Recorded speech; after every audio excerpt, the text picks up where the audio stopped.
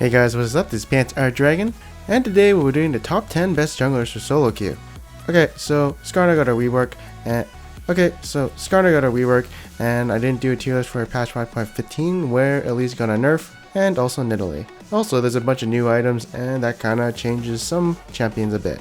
And with all that being said, let's get started. Go select.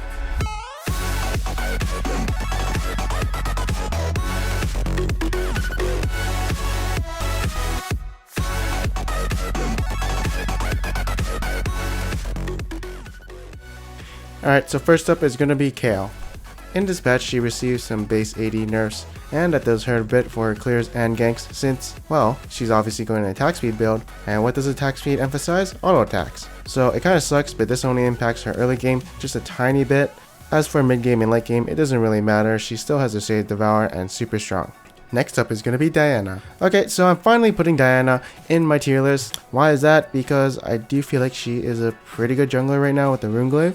She's one of my personal bias junglers who I like to use from time to time. When like say all the top tier junglers are banned, then she's going to be my backup pick for some situations. But the reason I do like her is because her clears are so good. She barely takes any damage with the shield from her W, and with the mana regen coming from Runeglaive, she can give the blue buff to her mid laner. And like she's pretty good when she gets her first core item like a Zonia's or Abyssal in the mid game and can do some work. The only thing that sucks about her is that she can only gank after level 6 unless someone's overextending, and she also needs items, and she's not, a tank or is good when she's behind, which is kind of hard to do since you'll be farming the jungle for most of the part. And the reason I say she's like a personal bias jungler for me is because I'm like the only person who will play her in high elo as a jungler. I've never seen another Diana jungle except for some guy named Zig, and I think he's an AD carry main, so that doesn't really count. The only reason I didn't really want to put her in the tier list before was because she's like more of a mid laner, but again, personally she's just like one of my favorite AP junglers. Next up is going to be Nunu. Ooh, he's getting lower and lower every tier list, but nothing's really changing to him. He's still pretty strong. Cinderhulk does give him AoE clears. His peeling ability is no match for others, and it's just really hard to get away from him. But there are some things that I just don't like about him, and first off, he doesn't really do a lot of damage unless he has Skirmisher's Saber. He can't really necessarily carry a game, he can only enhance his AD carry from being good to super good, and he can get fed, but he needs to rely on his teammates a bit. And yeah, that's about it. Overall, I don't like him as much as I did before. I do prefer other junglers, but I still know that he's a good jungler in my heart. Next up is going to be Shyvana. Shyvana with Save Devour plus Blade of Ruin King is just super good right now. Her farming ability is one of the best, and if she can get to that 15-minute point where she has a bunch of items and farm while the enemy jungler is a bit behind, or maybe like one kill, she'll still definitely be ahead. And if she does die once in the early game, it doesn't really put her that far behind, as her farming ability is just natural and she doesn't really need items to have super fast clears. And when it comes to the mid game, she's just definitely really strong, can do a lot of people, has a really huge burst damage coming from like her EQ combo, and has a lot of sustained damage. The only problem with her is that she's not that tanky since she's building a lot of offense in the early game. Her passive does give her armor and magic resist, but you aren't building health, so you aren't that tanky. So it's very easy for some burst mages to pop you up. And it's also easy for people to kite you, and your early game isn't that strong since you can't really gank. But otherwise, she's a really good jungler, especially for lower elo since farming helps you get strong. Next up is going to be Lee Sin. So Lee Sin gets a buff this patch for whatever reason, I'm not sure. I guess it was to help apparently players who kind of not that great at him, but it makes the Lee Sins who are really good at him even better, as now the ultimate does more damage if you knock enemies into each other. And off your passive, you store more energy on your first hit, but on the second hit it's a bit lower, but that's because you want to balance it out to make it 30.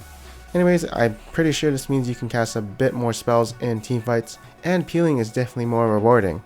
So yeah, if he wasn't already strong now in higher elos or in the right hands, he's definitely going to be more stronger, and I'm not sure if he's actually stronger than Nidalee at the moment. But let's talk about what happened in Nidalee in patch 5.15 and where she's at right now.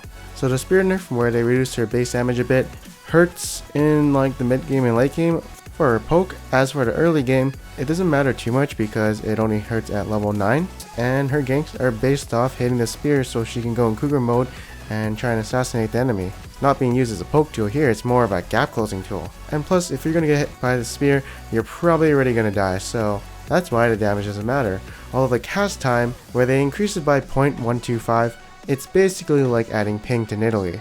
And the thing is, it's not too noticeable to see that it makes a big difference. I don't feel it that much, but yeah, she's still a good jungler right now. She was just toned down a bit. And next up is gonna be Evelyn. So interestingly enough, after the Runeglaive was changed from making skills that applied on-hit effects into magic damage. This means her first hit of her E won't do magic damage and will do full physical damage, so the M-Pen build does get a nerf a bit, but people are building other items such as Rylai's for 40% slow, and just being super annoying in teamfights and chasing you down. And if you're still thinking about that Q nerf in patch 5.14 where they reduced the damage in the later levels, that didn't matter too much since it didn't hurt her early game, it only hurts her mid game and late game, but you can still see that she does quite a bit of damage still. Next up is rek'sai. So she's definitely still one of the top tier junglers, and I can still feel that I can carry with her. The changes to the items don't really matter too much as well. She's just naturally tanky with any items. She just might be running something like Dead Man's Play instead of Randuin's, which is pretty good because her W gives her movement speed, which helps her build up more momentum and allows you to chase down people better and initiate onto the enemy team faster. And yeah, still a great champion to pick. She's really good for carrying too, although in a bit lower elo, it's definitely harder to use her, as you do need really good decision making and strategy. For instance, the use of her ultimate is really key, and her tunnels and making like a nice path around the map. And next up at number 2 is going to be Elise. Okay, so in this patch she got a nerf to her Q. There's 4% less damage on her human form Q, and a lot of people look at this as a really big nerf, but honestly it's not too big. I do feel like the damage lost on her Q is noticeable, but they didn't change her spider farm Q, it still does a lot of damage. And the thing is, well, having a 1.6 second stun on one of her abilities in ganks is really powerful, as it can definitely lock you down if you get hit by it, and now you can leave her E at 1 point while maxing out W now, so her damage does get increased. But yeah, as long as she has her 1.6 second stun, she'll always be a really good pick. And at number 1, you guessed it, Skarner. So a lot of people thought he was going to be really bad because everyone thought he was only powerful in his spires. I kept telling people no, he's going to be really strong, but no one wanted to listen. But basically, he just has a lot of control with the spires, like you can't do them, you can't contest on it. So right now he's just like contesting a lot of territory and has control of it, which makes him really snowballing. Along with that, the power shift to his E made him really powerful, so there's a lot of base damage in his kit, and now he gains a lot more movement speed when he uses his ultimate, so now he can drag people farther than before. Also, he does mixed damage, so it's kind of hard to itemize against him, and right now he just has so much CC with his E and R. The cooldown of his E is definitely something really worth noting, as with 40% CDR, you can E someone, auto attack them, and then R, and then E them again. And that's just a lot of CC coming from Skarner, so you can go full tank and just be super useful, and his base damage is super strong too. Right now he's definitely one of the pick or ban champions, as with any other top 3 jungler usually. So yeah, pick him or ban him, your choice. Next up is Gragas. I'll be straight up, after those health regen nerfs and the slow nerf to his Q, I never played him again. That's just me because I don't like nerfs. A lot of people, said you should keep him in tier list, but I was never a big fan of him. Like, I know a lot of other junglers liked him, so I kept him in until, he's kind of falling off flavor now, and I'm just going to leave him in the honorable mentions, as I don't see him too often anymore. Next up is going to be AP Echo. So in a way he's kind of like Diana. Well, I say that because he has a gap closer just like Diana.